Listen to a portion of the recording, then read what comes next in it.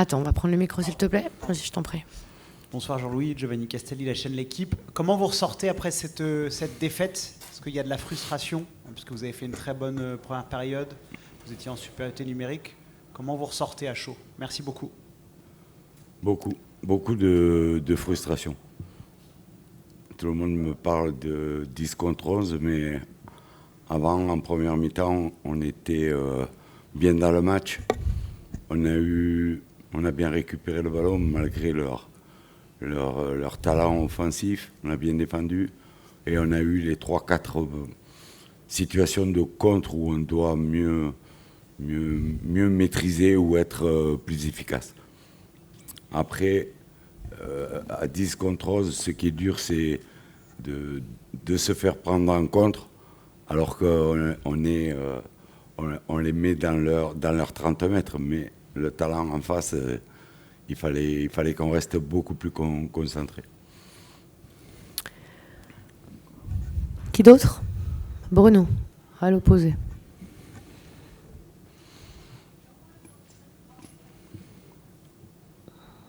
Oui, coach, bonsoir. Vous avez notamment, je crois bien, frappé 22 fois au but.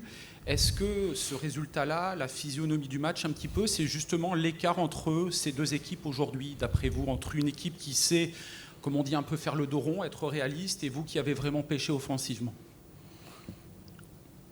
C'est pas pêcher offensivement. On a eu des opportunités. Paris a un très grand gardien qui donne l'impression de prendre tout le but.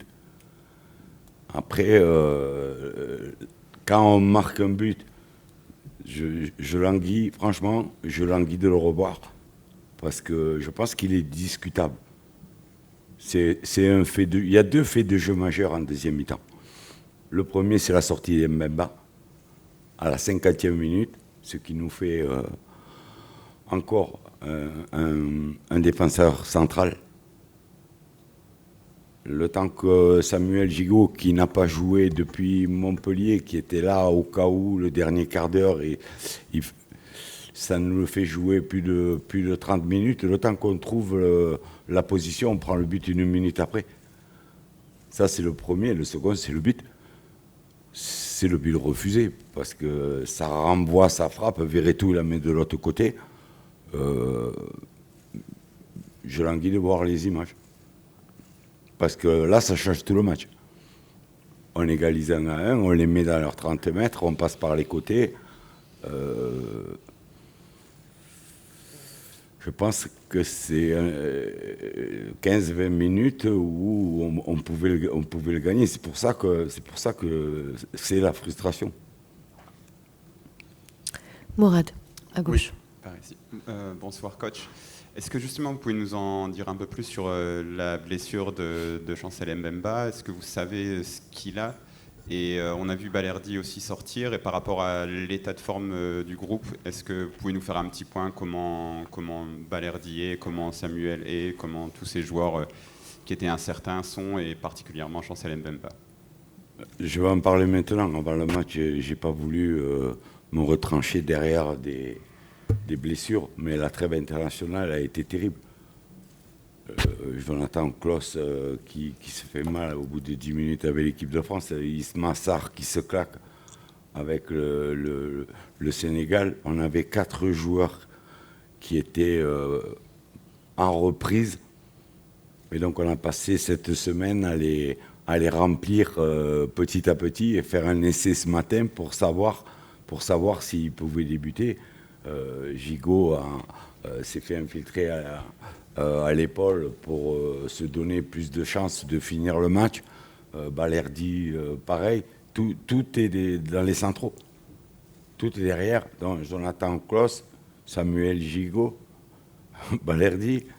Et si Mbemba, si les examens sont litigieux, ça va être encore un casse-tête chinois pour les échéances. Bruno.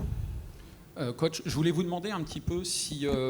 parce qu'on a l'impression qu'il y a quand même des choses positives, notamment sur la première période, après le match bascule, mais il y a 2 semaines, on avait un OM fatigué à Rennes, un OM en difficulté. Est-ce qu'il il y a quelque chose qui peut faire repartir, d'après vous, sur ce match-là, un peu cette équipe dans la dynamique? Parce que les matchs vont s'enchaîner, vont être de haut niveau. Si on reste dans l'état d'esprit, là j'ai vu des joueurs abattus, fatigués, parce qu'ils ont tout donné. Le public s'y est pas trompé. Il nous a encouragés tout le match, il a vu qu'on a essayé. Si on a cet état d'esprit, on va faire une bonne fin de saison. Oui. Ici, là. Attends. Non, on va prendre le micro. Merci, parce qu'on ne va pas vous entendre. Merci. Bonsoir Jean-Louis, ici Marc Moussonat du Parisien. Dans les points positifs de votre soirée, il y a la manière dont votre équipe est parvenue à annihiler toutes les opportunités des attaquants parisiens, et notamment Kylian Mbappé, qui est le principal danger du PSG. Est-ce que vous aviez mis en place quelque chose de spécifique pour limiter son influence? Merci. Pour vous dire la vérité, Ulysse Garcia, hier soir à 22h, je ne savais pas s'il jouait, et Balerdi non plus. Donc il a fallu ce matin à 11h faire un test de vivacité avec des écarts pour que les deux joueurs nous disent bon ok, je débute. Vous savez qu'on a un problème au poste d'arrière droit. Jonathan Klaus s'est blessé, Murillo est convalescent, donc il fallait encore inventer quelque chose. À partir du moment où c'était un droitier qui allait jouer normalement qui allait jouer à gauche, mettre un gaucher, c'était pas un coup de folie. Karim. Jean-Louis, bonsoir. Bien sûr, hein, beaucoup de frustration. On a parlé avec les joueurs tout à l'heure. On parlait aussi de cette fameuse invincibilité à domicile qui tenait à cœur à l'ensemble des joueurs, du staff, des supporters. Comment repartir après ce coup d'arrêt? On a des matchs magnifiques à jouer. Vendredi, on va à Lille, qui est l'équipe en forme du moment. Ensuite, on joue un quart de finale d'Europa League. Donc, c'est des bons matchs à jouer, comme ce soir.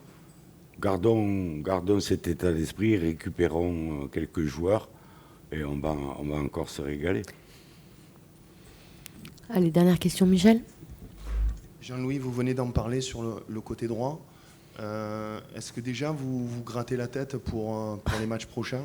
Parce que, évidemment, en plus, Ulysse Garcia, il n'est pas qualifié pour l'Europa League. Est-ce que vous avez en tête des possibilités, des solutions de recours? Là, je continue à me gratter la tête. Pour le moment, c'est vrai que Ulysse n'est pas qualifié en Europa League.